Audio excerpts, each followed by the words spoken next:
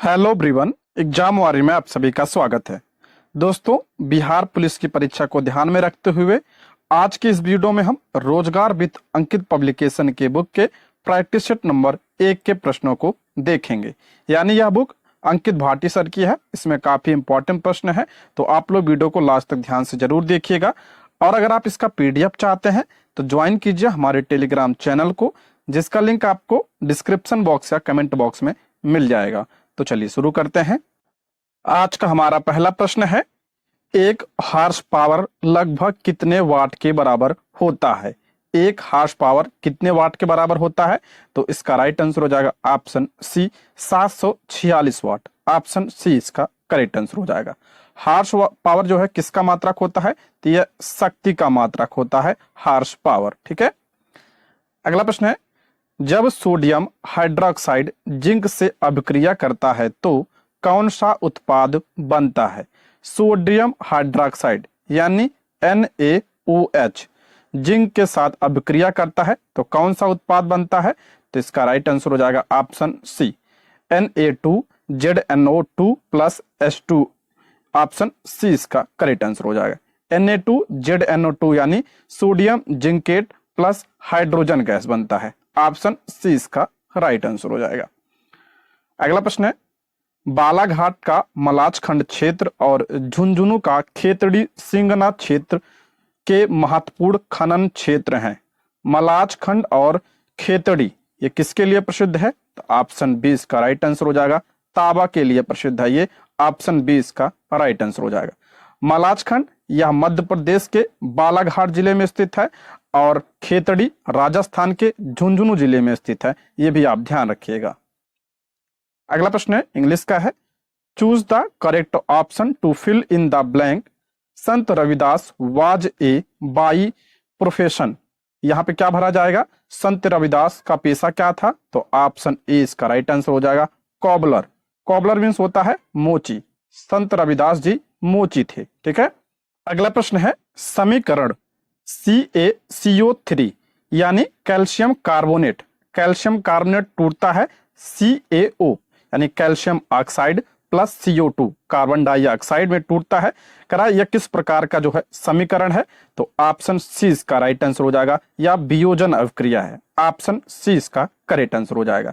जब एक बड़ा यौगिक टूटकर दो या दो से अधिक यौगिकों में बढ़ जाता है तो ऐसी अभिक्रिया को वियोजन अभिक्रिया कहा जाता है। यहाँ पे देखिए कैल्शियम कार्बोनेट जो है दो यौगिक में टूट गया है, कैल्शियम ऑक्साइड और CO2 में। ठीक है। कौन सी अभिक्रिया? वियोजन अभिक्रिया। Option C. अगला, निम्नलिखित में कौन सा समीकरण संतुलित है? कौन सा समीकरण इसमें संतुलित है? तो ऑप्शन क्या हो जाएगा इसका? ऑप्शन बी इसका करेक्ट आंसर हो जाएगा। NH4NO2 सी यहाँ पे होगा N2 होगा यहाँ पे। ठीक है। N2 plus 2H2O। ऑप्शन क्या हो जाएगा? बी इसका करेक्ट आंसर हो। ये यहाँ पे 2 लगा लीजिएगा, ये ऑप्शन बी। अगला प्रश्न है, choose the option that is closest in meaning to the given word. Protest का क्लोजेस्ट मीनिंग कौन सा है? तो ऑप्शन हो जाएगा डी इसका राइट आंसर हो जाएगा, टू ऑब्जेक्ट। प्रोटेस्ट का मतलब क्या होता है? विरोध। प्रोटेस्ट मतलब विरोध, और टू ऑब्जेक्ट का मतलब ही इसका भी मतलब होता है आपत्ति करना या रोकना। प्रश्न है, इस्पात या किसी आयरन की वस्तु पर जिंक की पतली परत के लेपन का नाम क्या है? जो इस्पात यानी लोहे पर जो जिंक की परत चढ़ाई जाती है उसका नाम क्या है? ऑप्शन बी इसका राइट आंसर हो जाएगा, यसद लेपन। ऑप्शन बी इसका करेक्ट आंसर हो जाएगा। लोहे पर जंग ना लगे इसके लिए उस पर जिंक की परत चढ़ाई जाती है और उसे क्या कहा जाता है? यसद लेपन कहा जाता है। और क्या कहा जाता है? आपने सुना होगा, गैल्वनीकरण कहा जाता है। इसे गैल्वनीकरण कहा जाता है। ठीक है। इंपॉर्टेंट है, ध्यान रखिएगा। अगला प्रश्न है, भारत का उद्यान शहर के रूप में किसे जाना जाता है? भारत का उद्यान शहर के रूप में किसे जाना जाता है? तो बेंगलुरु को। ऑप्शन सी इसका करेक्ट आंसर हो जाएगा। बेंगलुरु को और किस नाम से जाना जाता है? इसे सिलिकॉन वैली भी कहा जाता है। सिलिकॉन वैली भी कहा जाता है। और किस नाम से जाना जाता है? तो उसे साइंस सिटी ऑफ इंडिया भी कहा जाता है। अगला प्रश्न है, भारत के किन दो शहरों के बीच आकाशा एयर की पहली उड़ान का उद्घाटन किया गया? आकाशा एयर ये कहां से कहां तक, तो इसका राइट आंसर हो जाएगा ऑप्शन बी, इसका करेक्ट आंसर हो जाएगा मुंबई से अहमदाबाद। ऑप्शन बी इसका राइट आंसर हो जाएगा। अगला प्रश्न है वैश्वीकरण का अर्थ है, वैश्वीकरण का क्या अर्थ है, तो ऑप्शन डी इसका राइट आंसर हो जाएगा घरेलू अर्थव्यवस्था का वैश्विक अर्थव्यवस्था के साथ एकीकरण। ऑप्शन डी इसका राइट आंसर हो जाएगा। अगला प्रश्न है निम्नलिखित में से रामधारी सिंह दिनकर की रचना नहीं है, रामधारी सिंह दिनकर की रचना कौन सी नहीं पूछ रहा है इसमें, तो इसका करेक्ट आंसर हो जाएगा आपका ऑप्शन हो जाएगा जानकी मंगल। ऑप्शन डी जानकी मंगल रामधारी सिंह दिनकर की रचना नहीं है। तो ये किसकी रचना है, तो ये आप तुलसीदास की रचना है, तुलसीदास जी की रचना है जानकी मंगल। बाकी कुरुक्षेत्र, रेणुका, हुंकार ये रामधारी सिंह दिनकर की रचना है। अगला प्रश्न है ग्रीन बजट संबंधित है, ग्रीन बजट नाम से ही पता चल रहा है ग्रीन बजट यह किससे संबंधित है, तो ऑप्शन ए पर्यावरण संरक्षण से संबंधित है ग्रीन बजट। ऑप्शन ए इसका राइट आंसर हो जाएगा। अगला प्रश्न है हाल ही में चर्चा में रहा स्पीयर फिशिंग क्या है, स्पीयर फिशिंग क्या है, तो ऑप्शन ए इसका राइट आंसर हो जाएगा ईमेल या इलेक्ट्रॉनिक संचार। ऑप्शन ए इसका करेक्ट आंसर हो जाएगा। स्पीयर फिशिंग एक प्रकार का साइबर अपराध है जिसमें ईमेल का प्रयोग होता है, ठीक है। ऑप्शन ए इसका राइट आंसर हो जाएगा। अगला प्रश्न है लोकसभा में पद धारण करने की न्यूनतम आयु है, लोकसभा में पद धारण करने की न्यूनतम आयु कितनी, ऑप्शन बी 25 वर्ष होनी चाहिए। ऑप्शन बी इसका करेक्ट आंसर होगा। अगर हम बात करें राज्यसभा, राज्यसभा के लिए कितना 30 वर्ष, और राष्ट्रपति के लिए कितना 35 वर्ष, प्रधानमंत्री के लिए कितना 25 वर्ष, ये न्यूनतम आयु है, इसको भी ध्यान रखिएगा। अगला प्रश्न है क्या भूलूं क्या याद करूं में लेखक ने अपने पिता के किस प्रकार के गीता वाचन का उल्लेख किया है, तो इसका राइट आंसर हो जाएगा ऑप्शन सी मौन रहकर। ऑप्शन सी इसका करेक्ट आंसर हो जाएगा। क्या भूलूं क्या याद करूं ये किसकी रचना है, तो हरिवंश राय बच्चन जी की रचना है, इसको भी आप ध्यान रखिएगा, पूछा जा सकता है। अगला प्रश्न है महात्मा गांधी ने डैश अर्थव्यवस्था की वकालत की, महात्मा गांधी ने किस प्रकार की अर्थव्यवस्था की वकालत की, तो ऑप्शन डी विकेंद्रीकृत। ऑप्शन डी इसका राइट आंसर हो जाएगा। अगला प्रश्न है निम्नलिखित में से कौन सा विकल्प क्लास 2 लीवर का उदाहरण है, यानी द्वितीय श्रेणी का उदाहरण पूछ रहा है, उत्तोलक पूछ रहा है, तो इसका राइट आंसर हो जाएगा ऑप्शन बी व्हील बैरो। ऑप्शन बी इसका करेक्ट आंसर हो जाएगा। ये आपका द्वितीय श्रेणी का उत्तोलक है। व्हील बैरो आपने देखा होगा जो कुछ इस प्रकार का होता है, यहाँ पे पहिया लगा होता है और यहाँ पे हत्था होता है, इसे कूड़ा उड़ा उठाने के लिए काम में लाया जाता है, यही होता है व्हील बैरो, और ये द्वितीय श्रेणी का उत्तोलक है। अगला प्रश्न है घर्षण के संबंध में निम्नलिखित में से कौन सा विकल्प सही है, तो इसका करेक्ट आंसर हो जाएगा ऑप्शन बी घर्षण गति का विरोध करता है। ऑप्शन बी इसका राइट आंसर हो जाएगा। अगला प्रश्न है कंप्यूटरों की दूसरी पीढ़ी यानी सेकंड जनरेशन किस दौरान देखी गई, कंप्यूटरों की दूसरी पीढ़ी सेकंड जनरेशन किस दौरान देखी गई, तो इसका राइट आंसर हो जाएगा ऑप्शन डी 1957 से 1962। ऑप्शन डी इसका राइट आंसर हो जाएगा। प्रश्न है प्राचीन पौराणिक और विश्वविख्यात हरिहर क्षेत्र का मेला कहाँ लगता है, हरिहर क्षेत्र का मेला कहाँ पे लगता है, तो बिहार में लगता है। ऑप्शन सी इसका करेक्ट आंसर हो जाएगा, जिसे सोनपुर का मेला या छत्तर मेला कहा जाता है, ये भी आप ध्यान रखिएगा। अगला प्रश्न है भारत के संविधान की डैश अनुसूची में असम, मेघालय, त्रिपुरा और मिजोरम राज्यों में जनजाति क्षेत्रों के प्रशासन के संबंध में प्रावधान है, किस अनुसूची में, तो छठी अनुसूची में। ऑप्शन डी छठी अनुसूची में कौन कौन से, असम, मेघालय, त्रिपुरा और मिजोरम, ठीक है, ये ध्यान रखिए, अक्सर एग्जाम में पूछा जाता है, इसकी ट्रिक है ATMM। अगला प्रश्न है टोपरा तथा मेरठ से 2 अशोक स्तंभ लेख दिल्ली कौन लाया था, टोपरा तथा मेरठ से 2 अशोक स्तंभ लेख दिल्ली कौन लाया था, तो फिरोज शाह तुगलक लाया था। ऑप्शन सी इसका करेक्ट आंसर हो जाएगा। फिरोज शाह तुगलक की बात करें इसके कार्यकाल की, तो 1351 से लेकर 1388 तक दिल्ली सल्तनत का शासक था। अगला प्रश्न है इनमें से कौन सी नदी भारत में पश्चिम दिशा में बहती है, पश्चिम दिशा में कौन सी नदी बहती है, तो हो जाएगा अच्छा नहीं बहती है पूछ रहा है, ठीक है। नर्मदा बहती है, लूनी बहती है, साबरमती भी बहती है। कृष्णा नदी जो है ये किस साइड बहती है, तो ये आप जो है पूरब की ओर बहती है, ये बंगाल की खाड़ी में गिरती है। बाकी नर्मदा, लूनी और साबरमती ये अरब सागर में गिरती है। ऑप्शन सी इसका करेक्ट आंसर हो जाएगा।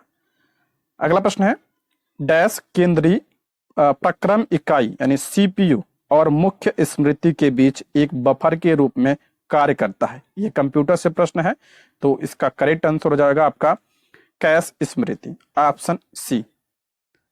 अगला, किस उत्पाद को इको मार्क दिया जाता है? मोस्ट इंपॉर्टेंट, अक्सर एग्जाम में पूछा जाता है इको मार्क किसके लिए, तो आपका जो है जो पर्यावरण से मित्रवत हो। ऑप्शन क्या हो जाएगा, सी इसका करेक्ट आंसर हो जाएगा। अगला प्रश्न है, खीरे को काटकर यदि नमक डाला जाता है तो निम्न में से किसके कारण पानी निकलता है? खीरे को काटकर यदि उस पर नमक डाला जाता है तो पानी निकलता है किसकी वजह से, तो परासरण की वजह से, ऑप्शन ए। अगला मैथ का प्रश्न है, इसका पीडीएफ आप टेलीग्राम से ले लीजिएगा, वहां से सॉल्व कर लीजिएगा, उसमें सॉल्व भी दिया है, ठीक है। तो इसका मैं आंसर बता दे रहा हूं, ऑप्शन ए इसका करेक्ट आंसर हो जाएगा। अगला प्रश्न है इंग्लिश का, choose the appropriate modal and fill in the blank. अच्छा, इसमें रिक्त स्थान भरना है। The train arrive so soon, question mark, तो यहाँ पे होगा option C, will the train arrive so soon, क्या ट्रेन इतनी जल्दी आ जाएगी, ये क्वेश्चन मार्क है, ऑप्शन सी इसका करेक्ट आंसर हो जाएगा, विल। अगला प्रश्न है, निम्नलिखित में से भारत के पूर्वी तट पर स्थित सबसे बड़ी लैगून झील कौन सी है? पूर्वी तट पर स्थित भारत की सबसे बड़ी लैगून झील, तो आपका हो जाएगा ऑप्शन सी, चिल्का झील, ऑप्शन सी। चिल्का झील जो है भारत की सबसे बड़ी झील है और ये खारे पानी की झील है, ठीक है। कहाँ पे है? उड़ीसा राज्य में स्थित है। पुलिकट झील की बात करें तो ये कहाँ पे है? पुलिकट झील आंध्र प्रदेश और तमिलनाडु की सीमा पर है पुलिकट झील। कोलेरू झील कहाँ पे है? तो ये आपका आंध्र प्रदेश में है। रूपकुंड झील ये उत्तराखंड में है। अगला, मलेशिया में किंटा घाटी प्रसिद्ध है, ये प्रीवियस ईयर में प्रश्न पूछा गया है। किंटा घाटी किसके लिए प्रसिद्ध है? ये टिन उत्पादन के लिए प्रसिद्ध है, ऑप्शन डी इसका राइट आंसर हो जाएगा। अगला, निम्नलिखित में से कौन सी भारत की नवीनतम पर्वत श्रेणी है? भारत की नवीनतम पर्वत श्रेणी कौन सी है? तो क्या हो जाएगा, ऑप्शन बी, हिमाद्री हिमालय, या इसे ही महान हिमालय कहा जाता है, महान हिमालय या हिमाद्री हिमालय, ठीक है। ऑप्शन बी इसका राइट आंसर हो जाएगा, ठीक है। ये क्या है? नवीनतम पर्वत श्रेणी है। अगर प्राचीनतम पर्वत श्रेणी की बात करें तो अरावली श्रेणी जो है सबसे प्राचीन है और ये अपशिष्ट श्रेणी का उदाहरण है। अरावली की बात करें, सबसे ऊंची चोटी इसकी क्या है? अक्सर पूछा जाता है गुरु शिखर। गुरु शिखर जो है अरावली की सबसे ऊंची चोटी है। विंध्याचल की सबसे ऊंची चोटी कौन सी है? गुडविल। गुडविल विंध्याचल की सबसे ऊंची चोटी है। अब पश्चिमी घाट की सबसे ऊंची चोटी कौन सी है? अन्नामुड़ी। अन्नामुड़ी पश्चिमी घाट की सबसे ऊंची चोटी है। और हिमाद्री यानी महान हिमालय या हिमालय की बात करें तो एवरेस्ट, माउंट एवरेस्ट जो है सबसे ऊंची चोटी है, सभी को पता होगा। अगला प्रश्न है, मानव शरीर में प्रोटीन का पाचन निम्नलिखित में से किस अंग से प्रारंभ होता है? प्रोटीन का पाचन किस अंग से प्रारंभ होता है? तो इसका राइट आंसर हो जाएगा ऑप्शन ए, अमाशय, ऑप्शन ए इसका करेक्ट आंसर हो जाएगा। अच्छा, प्रोटीन पाचन के लिए उत्तरदायी एंजाइम कौन सा होता है? पेप्सिन। पेप्सिन जो है, पेप्सिन एंजाइम प्रोटीन पाचन के लिए उत्तरदायी होता है। अगला, बिहार में आने वाला प्रथम विदेशी यात्री कौन था? बिहार में आने वाला प्रथम विदेशी यात्री, तो ऑप्शन बी, मेगास्थनीज था, ऑप्शन बी इसका करेक्ट आंसर हो जाएगा। मेगास्थनीज जो है ये यूनानी शासक सेल्यूकस निकेटर का राजदूत था। किसका? सेल्यूकस निकेटर का राजदूत था। और ये किसके समय में भारत आया था? चंद्रगुप्त मौर्य के समय में आया था। इसकी पुस्तक कौन सी है? इंडिका। इंडिका इसकी पुस्तक है, ये ध्यान रखिएगा, मोस्ट इंपॉर्टेंट। ह्वेनसांग की बात करें, ये किसके समय में? हर्षवर्धन के समय में आया था। इत्सिंग ये 7वीं शताब्दी में आया था। और फाहियान की बात करें, मोस्ट इंपॉर्टेंट, ये चंद्रगुप्त द्वितीय यानी चंद्रगुप्त विक्रमादित्य के समय में आया था फाहियान, ठीक है, सारा ध्यान रखिएगा।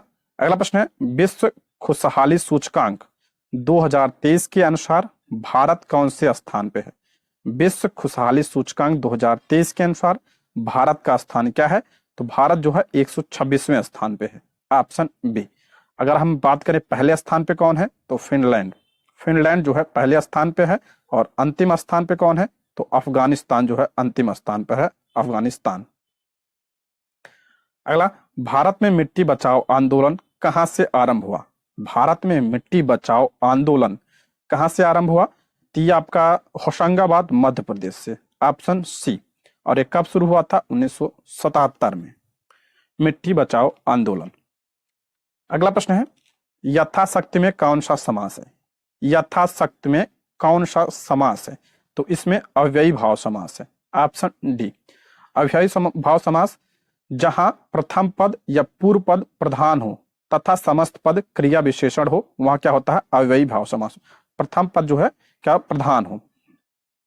तो अगर हम बात करें और उदाहरण की, तो प्रतिदिन, जैसे आप ले लेते हैं प्रतिदिन, और अब पहला पद ध्यान रखिए अव्यय होता है, जैसे प्रति, जैसे यथा ये भी अव्यय है, प्रति जो है ये भी अव्यय है, ठीक है। तो यथाशक्ति, प्रतिदिन, आमरण, इस सब में क्या है? अव्ययी भाव समास है। अगला, महादेवी वर्मा को उनकी किस रचना के लिए ज्ञानपीठ पुरस्कार प्रदान किया गया था? महादेवी वर्मा को उनकी किस रचना के लिए ज्ञानपीठ पुरस्कार? तो उनकी रचना यामा के लिए दिया गया था। कब दिया गया था? 1982 में दिया गया था, ठीक है। अगर हम बात करें, ये सब भी उन्हीं की रचना, निहार, रश्मि, अग्निरेखा, ये भी इन्हीं की रचना है, लेकिन यामा के लिए दिया गया था ज्ञानपीठ पुरस्कार। और 2023 की बात करें, किसे दिया गया? दामोदर मौजो को, दामोदर मौजो को ज्ञानपीठ पुरस्कार दिया गया है, ये ध्यान रखिएगा। अगला प्रश्न है, जो व्यक्ति परिश्रमी होता है उसे सफलता मिलती है, मिश्रित वाक्य का अंग्रेजी रूपांतर होगा, अनुवाद क्या होगा इसका? तो ऑप्शन सी इसका राइट आंसर हो जाएगा। The person who is diligent gets success, option क्या हो जाएगा? सी इसका करेक्ट आंसर हो जाएगा। डिलीजेंट मतलब होता है परिश्रमी, ऑप्शन सी इसका करेक्ट आंसर हो जाएगा। अगला प्रश्न है, भारतीय भाषाओं का केंद्रीय संस्थान निम्नलिखित में से किस स्थान पर अवस्थित है? भारतीय भाषाओं का केंद्रीय संस्थान, तो ये मैसूर कर्नाटक में है, ऑप्शन सी इसका करेक्ट आंसर हो जाएगा, ऑप्शन सी। अच्छा, बात करें अगर हम संविधान में कितनी भाषाएं हैं, तो 22 भाषाएं हैं, और ये 22 भाषाएं किस अनुसूची में है? 8वीं अनुसूची में है, ठीक है। अगला, प्रकाश ऊर्जा का ऑप्टिकल फाइबर में संचरण निम्नांकित घटना के अनुप्रयोग द्वारा किया जाता है। ऑप्टिकल फाइबर, तो इसका राइट आंसर हो जाएगा ऑप्शन ए, पूर्ण आंतरिक परावर्तन, ऑप्शन सी इसका करेक्ट आंसर हो जाएगा। अगला, निम्नलिखित में से किस जीव का रक्त सफेद होता है? काफी कॉमन प्रश्न है, तिलचट्टा, ऑप्शन सी इसका राइट आंसर हो जाएगा। अगला, किसने कहा भारत एक अर्ध संघात्मक राज्य है? भारत एक अर्ध संघात्मक राज्य है, किसने कहा? तो केसी व्हीलर ने कहा था, ऑप्शन बी। बिहार में ऐसे प्रश्न बहुत बनते हैं कथन वाले, तो ऑप्शन बी इसका राइट आंसर हो जाएगा, ठीक है। अगला प्रश्न है, यदि किसी गतिमान वस्तु का संवेग p एवं द्रव्यमान m हो, तो p एवं m पदों में गतिज ऊर्जा का मान क्या होगा? तो इसका राइट आंसर हो जाएगा ऑप्शन सी, p²/2m, ऑप्शन क्या हो जाएगा? सी इसका करेक्ट आंसर हो जाएगा। गतिज ऊर्जा बराबर क्या होता है? हाफ mv² होता है। अगला प्रश्न है, पानी के 1 मोल में कितने अणु मौजूद हैं? पानी के 1 मोल में कितने अणु? तो ऑप्शन बी 6.022 × 10⁻23 अणु, ऑप्शन बी। इसे ही एवोगाद्रो संख्या कहा जाता है। एवोगाद्रो संख्या का मान कितना होता है? 6.022 × 10⁻23। अगला प्रश्न है, मॉर्फोलॉजी क्या है? मॉर्फोलॉजी क्या है? तो इसका राइट आंसर हो जाएगा ऑप्शन सी, जीव की आकृति, उसकी संरचना और विशिष्ट संरचनात्मक गुणों का अध्ययन, ऑप्शन सी इसका राइट आंसर हो जाएगा। अगला प्रश्न है, 42वें संविधान संशोधन द्वारा किस अनुच्छेद के माध्यम से श्रमिकों की प्रबंधन में भागीदारी सुनिश्चित की गई? 42वें संविधान संशोधन द्वारा किस अनुच्छेद के माध्यम से श्रमिकों की प्रबंधन में भागीदारी सुनिश्चित की गई? तो आपका हो जाएगा आर्टिकल 43A, ऑप्शन डी इसका राइट आंसर हो जाएगा। 42वां संविधान संशोधन हुआ कब था? तो आपका हुआ था 1976 में हुआ था। इसे लघु संविधान की संज्ञा दी जाती है। लघु संविधान किसे कहा जाता है? 42वें संविधान संशोधन 1976 कहा जाता है, और इसी के तहत मूल कर्तव्य को जोड़ा गया था। संविधान में मूल कर्तव्य को इसी के तहत जोड़ा गया था। अक्सर एग्जाम में पूछा जाता है, तो ध्यान रखिएगा। अगला मैथ का प्रश्न है, तो इसका PDF टेलीग्राम से लेकर वहां से देख लीजिएगा। ऑप्शन बी होगा इसका राइट आंसर हो जाएगा 4। अगला है, दिए गए प्रदत्तों का बहुलक तो बहुलक वही होता है जो जिसकी संख्या सर्वाधिक होती है, तो इसका हो जाएगा ऑप्शन डी 7। अगला प्रश्न है, निम्नलिखित में से कौन सा बौद्ध पवित्र स्थल निरंजना नदी पर स्थित है? निरंजना नदी पर कौन सा बौद्ध स्थल? तो ऑप्शन क्या हो जाएगा, ए इसका करेक्ट आंसर हो जाएगा, कुशीनगर में। ऑप्शन ए इसका करेक्ट आंसर हो जाएगा। महात्मा बुद्ध को निरंजना नदी के किनारे पीपल के पेड़ के नीचे क्या प्राप्त हुआ था? ज्ञान की प्राप्त हुई थी, बोध गया में। ऑप्शन ए इसका करेक्ट आंसर हो जाएगा। जन्म कहाँ पे हुआ था? लुम्बिनी नेपाल में हुआ था। मृत्यु कहाँ पे हुई थी? कुशीनगर में हुआ था। और महात्मा बुद्ध ने सर्वप्रथम जो है उपदेश कहाँ पे दिया था? सारनाथ में पहला उपदेश दिया था। और सर्वाधिक उपदेश पूछा जाता है कहाँ पे दिया था? श्रावस्ती में सर्वाधिक उपदेश दिया था। और अंतिम उपदेश कुशीनगर में दिया था। ये सारे पॉइंट ध्यान रखिएगा। और पहले उपदेश को क्या कहा जाता है? तो पहले उपदेश को धर्म चक्र प्रवर्तन कहा जाता है, धर्म चक्र प्रवर्तन कहा जाता है। ठीक है। अगला, किस सदन के सदस्यों द्वारा बहुमत से अविश्वास प्रस्ताव पास होने पर मंत्री परिषद को त्यागपत्र देना पड़ेगा? तो इसका राइट आंसर हो जाएगा option B, Lok Sabha. Option B इसका करेक्ट आंसर हो जाएगा। अगला प्रश्न है, भारत में शुरू की गई स्वाभिमान योजना किससे संबंधित है? स्वाभिमान योजना किससे संबंधित है? तो ऑप्शन बी इसका, ऑप्शन ए इसका हो जाएगा, ग्रामीण बैंक से। Option B. और योजना शुरू कब हुई थी? 10 फरवरी 2011 को लॉन्च किया गया था इसे। अगला प्रश्न है, भारतीय शाक भाजी अनुसंधान स्थित है। भारतीय शाक भाजी अनुसंधान कहाँ पे स्थित है? तो आपका वाराणसी उत्तर प्रदेश में। Option B. अगला, भारत में इकोलॉजिकल जोन्स यानी कृषि पारिस्थितिकी क्षेत्र की कुल संख्या कितनी है? तो 20 है। ऑप्शन डी इसका राइट आंसर हो जाएगा। अगला मैथ का प्रश्न है, ये इसका हो जाएगा ऑप्शन सी। पीडीएफ टेलीग्राम से जरूर ले लीजिएगा आप लोग, वहां पे आपको सॉल्व मिल जाएगा।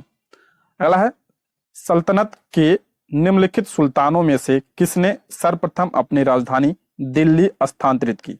दिल्ली स्थानांतरित किसने किया था? तो ऑप्शन हो जाएगा सी, इल्तुतमिश ने। ऑप्शन सी इसका करेक्ट आंसर हो जाएगा। इल्तुतमिश की बात करें तो ये गुलाम वंश का वास्तविक संस्थापक माना जाता है। गुलाम वंश का अगर वैसे संस्थापक पूछे जाए तो कुतुबुद्दीन ऐबक, लेकिन अगर उसमें वास्तविक लग जाए तो इल्तुतमिश को कहा जाता है। और इल्तुतमिश को गुलामों का गुलाम, इल्तुतमिश को गुलामों का गुलाम कहा जाता है। और इसने कुतुब मीनार की जो है, कुतुब मीनार का कार्य पूरा करवाया था इल्तुतमिश ने। नींव किसने डलवाई थी? ऐबक ने। और पूरा किसने करवाया? इल्तुतमिश ने। अगला मैथ का प्रश्न है, इसका हो जाएगा ऑप्शन सी।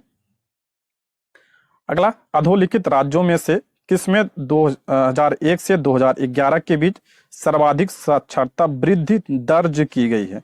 सर्वाधिक साक्षरता वृद्धि दर, ये ऑप्शन हो जाएगा आप बी, बिहार में। देखिए, ये वृद्धि दर की बात हो रही है, साक्षरता नहीं, साक्षरता दर नहीं पूछ रहा, वृद्धि पूछ रहा है। तो बिहार में साक्षरता वृद्धि दर हुई थी।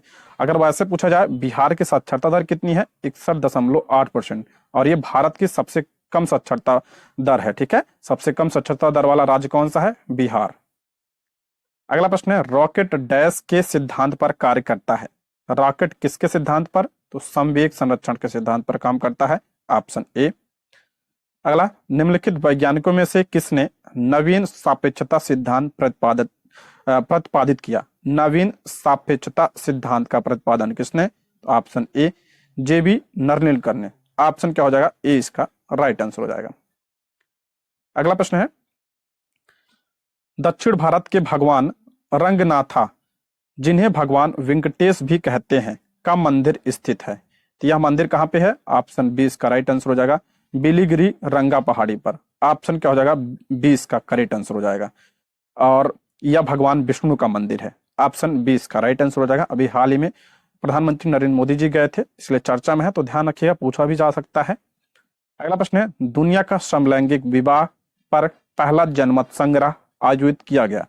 समलैंगिक विवाह पर जनमत संग्रह कहां पे? आयरलैंड में। ऑप्शन क्या हो जाएगा? बी इसका राइट आंसर हो जाएगा। अगला प्रश्न है, 5 मीटर पर सेकंड की गति से गतिशील 22 किलोग्राम वजन वाली वस्तु की गतिज ऊर्जा कितनी होगी? अभी मैंने बताया था गतिज ऊर्जा बराबर क्या होता है? हाफ mv² होता है। तो इसको अगर हम सॉल्व करेंगे, m की जगह 22 और 25, तो इसका सॉल्व करेंगे कितना आएगा? तो इसका करेक्ट आंसर हो जाएगा ऑप्शन सी, 275 जूल। अगला प्रश्न है, एक तत्व के समस्थानिक यानी आइसोटोप, कभी कभी इंग्लिश में भी दे देता है, आइसोटोप को क्या कहा जाता है, समस्थानिक, की द्रव्यमान संख्या 298 है। यदि इसके नाभिक में 188 न्यूट्रॉन हो तो इसकी परमाणु संख्या क्या है। देखिए, द्रव्यमान संख्या बराबर क्या होता है, द्रव्यमान संख्या बराबर होता है प्रोटॉन की संख्या प्लस न्यूट्रॉन की संख्या। यहाँ पे द्रव्यमान संख्या कितना दिया है, 298 दिया है, प्लस प्रोटॉन की संख्या प्लस नहीं दिया प्रोटॉन संख्या, न्यूट्रॉन संख्या कितना दिया, 188। यहाँ से हम प्रोटॉन की संख्या निकाल लेंगे, प्रोटॉन कितना आ जाएगा, 298 में से 188 घटाएंगे तो 110 आएगा। और प्रोटॉन की संख्या बराबर, फार्मूला ध्यान रखिएगा, प्रोटॉन की संख्या बराबर परमाणु संख्या होती है, ठीक है। तो इसलिए जो है परमाणु संख्या कितना हो जाएगा, 110 हो जाएगा। ऑप्शन सी इसका राइट आंसर हो जाएगा। अगला, 400 से 700 तक ऐसी कितनी संख्याएं हैं जिसमें अंक 6 ठीक 2 बार आता हो। तो कितनी संख्याएं, 20 संख्याएं। ऑप्शन सी, जैसे 400 पूछा है, 466 हो जाएगा, 566 हो जाएगा, 606, 616, 626, 636, ऐसे इस प्रकार, ठीक है। अगला प्रश्न है, which of the following is wrongly spelled. अच्छा, स्पेलिंग कौन सा गलत पूछ रहा है, तो ऑप्शन ए इसका करेक्ट आंसर हो जाएगा, डिसीव। ऑप्शन ए इसका राइट। इसका अगर शुद्ध बात करेंगे क्या होगा, DECEIV, इसका जो है DECEIV, ये सही होगा, ठीक है। इसका मतलब होता है धोखा देना। अगला प्रश्न है, भारत की निम्नलिखित पंचवर्षीय योजनाओं में से किसने सामाजिक न्याय एवं समानता के साथ समृद्धि पर बल दिया। तो किस पंचवर्षीय योजना ने, तो 9वीं पंचवर्षीय योजना। ऑप्शन ए इसका राइट आंसर होगा। अगर इसके कार्यकाल की बात करें तो 1997 से लेकर 2002 तक। अगला, सूचकांक रेजिडेक्स संबंधित है। रेजिडेक्स किससे संबंधित है, तो आपका जो है आवास की कीमत से संबंधित है, आवास कीमत से संबंधित है रेजिडेक्स इंडेक्स, ठीक है। इसे जो है 2007 में नेशनल हाउसिंग बैंक यानी NHB द्वारा इसे लॉन्च किया गया था और ये आवास की कीमतों से संबंधित है। अगला प्रश्न है, कुस्का शब्द का प्रयोग सर्वप्रथम किसने किया। सभी को पता होगा, रॉबर्ट हुक ने किया था। कब किया था, 1665 ईस्वी में। ये मोस्ट इंपॉर्टेंट है, ध्यान रखिएगा। अगला प्रश्न है, उदारीकरण, निजीकरण और भूमंडलीकरण की नई आर्थिक नीति घोषित की गई, उस समय प्रधानमंत्री कौन था। उदारीकरण, निजीकरण और भूमंडलीकरण यानी LPG, यह भारत में कब लागू हुआ था, 1991 में। और उस समय प्रधानमंत्री कौन, तो option B Narasimha Rao ji. Option B इसका राइट आंसर हो जाएगा। अगला, पशुओं की प्रजातियां ज्यादातर डैश के कारण लुप्त प्राय हो रही हैं। पशुओं की प्रजातियां ज्यादातर किसकी वजह से, तो आवास विखंडन। ऑप्शन ए इसका करेक्ट आंसर हो जाएगा। जंगल वगैरह काट देते हैं इसी वजह से। अगला प्रश्न है, सिद्धि हेतु स्वामी गए यह गौरव की बात, पर चोरी चोरी गए यही बड़ा व्याघात। उपयुक्त पंक्तियां मैथिली शरण गुप्त की रचना से उद्दित है। मैथिली शरण गुप्त की किस रचना से, ये यशोधरा से। ऑप्शन क्या हो जाएगा, ए इसका करेक्ट आंसर हो जाएगा। अगला प्रश्न है, किसी वस्तु पर लगने वाले गुरुत्वाकर्षण बल को कहा जाता है। किसी वस्तु पर लगने वाले गुरुत्वाकर्षण बल को क्या कहा जाता है, तो उसे संवेग कहा जाता है। Option B. अगला, दिया गया प्रतीक डैश तत्व का प्रतिनिधित्व करता है। ये किसका, तो यह हाइड्रोजन का करता है। Option C. अगला, बोरोबदूर स्तूप कहाँ पे स्थित है। बोरोबदूर स्तूप ये कहाँ पे स्थित है, बौद्ध मंदिर है, ये आपका जावा इंडोनेशिया में। Option C. अगला, 8 मास बीते जजमान अब तो करो दक्षिणादान। 8 मास बीते जजमान अब तो करो दक्षिणादान, किसकी पंक्तियां हैं, तो आपका प्रताप नारायण मिश्र जी की पंक्तियां हैं। Option B. अगला प्रश्न है, ताजमहल का टेंडर किसका नाटक है। ताजमहल का टेंडर, तो ये किसका नाटक है, तो अजय शुक्ला। ऑप्शन बी इसका राइट आंसर हो जाए। दोस्तों, यदि आप हमारे चैनल पर नए हैं तो प्लीज चैनल को सब्सक्राइब करें और अगर आपको वीडियो पसंद आती है तो लाइक, शेयर और कमेंट करें। और किसी प्रश्न में डाउट हो तो कमेंट बॉक्स में आप जरूर बताइएगा, वहां पे आपको उसका उत्तर मिल जाएगा। अगला प्रश्न है, बिहार का राजकीय पक्षी बिहार का राजकीय पक्षी क्या है? तो ऑप्शन सी गौरैया है। अगर बात करें राजकीय पशु क्या है? बैल। राजकीय वृक्ष क्या है? तो पीपल है। अगला प्रश्न है, अपोजिट पूछा है किसका? करेज का। करेज का अपोजिट, करेज का मतलब होता है साहस, इसका अपोजिट क्या होगा? ऑप्शन बी इसका राइट आंसर हो जाएगा कॉर्डिश। ऑप्शन बी इसका राइट आंसर, इसका मतलब होता है कायरता। अगला प्रश्न है, तेंदुलकर समिति ने भारत में गरीबी रेखा के नीचे की जनसंख्या का प्रतिशत कितना आकलित किया है? तेंदुलकर समिति ने भारत में गरीबी रेखा के नीचे जनसंख्या का प्रतिशत कितना आकलित किया है? तो 37.2। ऑप्शन क्या हो जाएगा? सी इसका करेक्ट आंसर हो जाएगा। और इसका गठन कब किया गया था तेंदुलकर समिति का? इसका गठन आपका 2009 में किया गया था। अगला प्रश्न, भारत में विशेष आर्थिक क्षेत्र नीति घोषित की गई।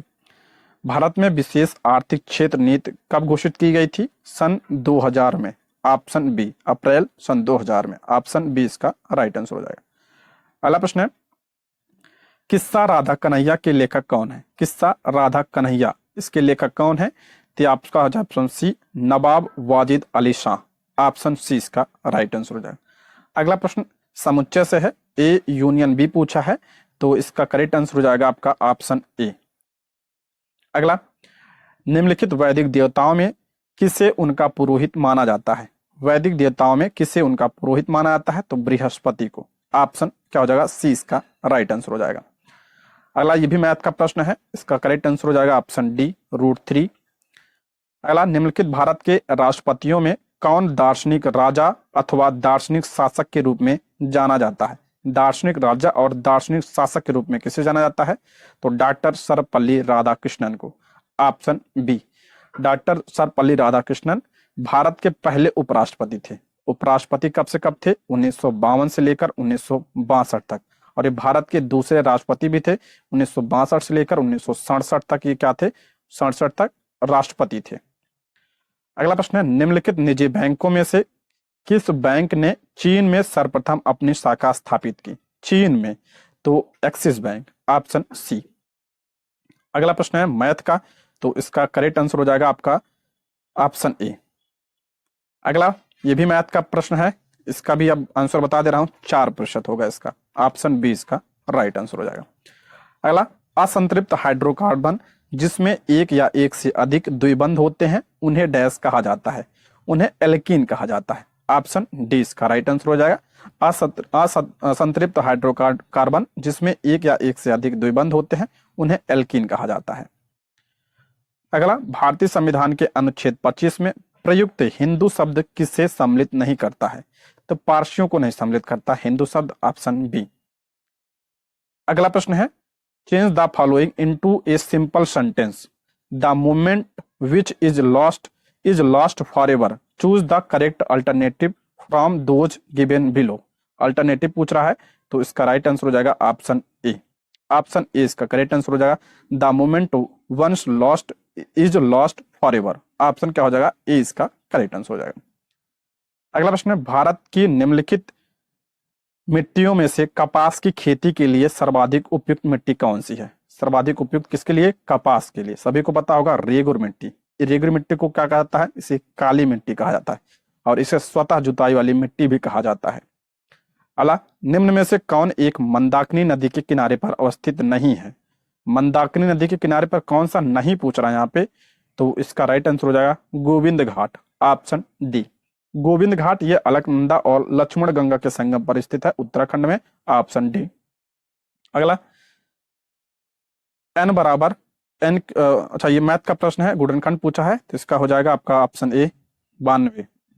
अगला प्रश्न है, एक संघीय व्यवस्था और केंद्र में द्वैत शासन भारत में लागू किया गया था। केंद्र में द्वैत शासन की बात कर रहा है, तो किसके द्वारा? 1935 के अधिनियम के द्वारा। मोस्ट इंपॉर्टेंट है, अगर यहाँ प्रांतों में पूछा जाए तो प्रांतों में कब? 1919 में भारत शासन अधिनियम के द्वारा 1919 में प्रांतों में, और केंद्र में 1935 में। अगला, हैंडबुक ऑफ एग्रीकल्चर प्रकाशित होती है। हैंडबुक ऑफ एग्रीकल्चर किसके द्वारा प्रकाशित होती है? कहां से? तो इसका राइट आंसर हो जाएगा आपका ऑप्शन बी इसका करेक्ट आंसर हो जाएगा भारतीय कृषि अनुसंधान परिषद से। ऑप्शन बी इसका करेक्ट आंसर हो जाएगा। और भारतीय कृषि अनुसंधान परिषद की स्थापना कब हुई थी? 1929 में। नेक्स्ट, जंगल महल कहलाने वाला क्षेत्र कहाँ अवस्थित है? जंगल महल, ये आपका पश्चिम बंगाल में। ऑप्शन ए इसका करेक्ट आंसर हो जाएगा। अगला प्रश्न मैथ का है, तो इसका राइट आंसर हो जाएगा ऑप्शन बी। ठीक है दोस्तों, ये रहे आज के प्रश्न। और अगर आपको वीडियो पसंद आई तो वीडियो को लाइक करिएगा, चैनल को सब्सक्राइब करिएगा और वीडियो को शेयर भी करिएगा। ठीक है, थैंक यू फॉर वॉचिंग।